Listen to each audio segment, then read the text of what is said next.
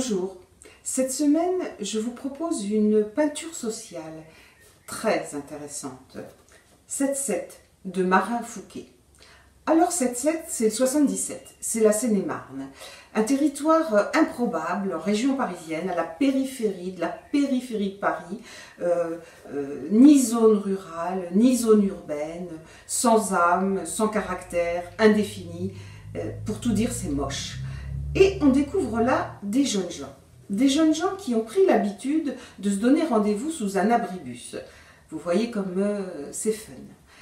Et c'est à partir de là qu'ils vivent tout ce que la jeunesse a à vivre, l'échange, la rencontre, l'amitié, les tensions, les rivalités, l'amour bien sûr. Et on sent, sous la plume de Marin Fouquet, combien ces jeunes sont dans une impasse.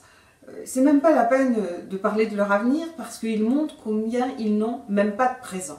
Et pourtant, ces jeunes sont très inventifs. Ils n'arrêtent pas d'imaginer toutes sortes de jeux stupéfiants, hallucinants, à travers lesquels ils parviennent tout de même à s'exprimer.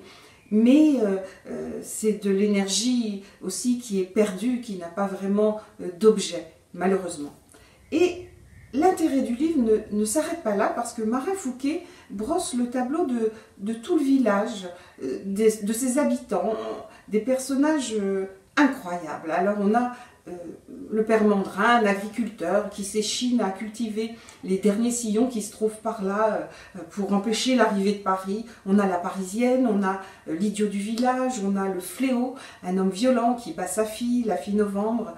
Voilà. Et tous ces personnages, en fait, sont des personnes qui, normalement, devraient être des invisibles, ce sont des oubliés de la société. Eh bien, Marin Fouquet leur rend du caractère, leur singularité, évoque leur vécu, et il leur rend leur humanité. Sa plume est sans concession. Mais il a beaucoup de tendresse pour ces personnages. Et parfois, on a même la vie du village brossée dans un tableau. On a la fête du village, on a le loto des vieux. Alors, une scène tout à fait hallucinante, où on voit les relations qui se tissent là, entre toutes les vieilles personnes.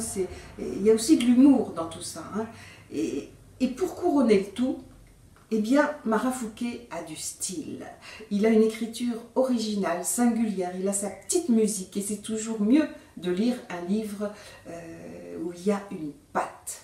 C'est un premier roman, c'est un très bon premier roman. Je vous le recommande vivement. Bonne lecture.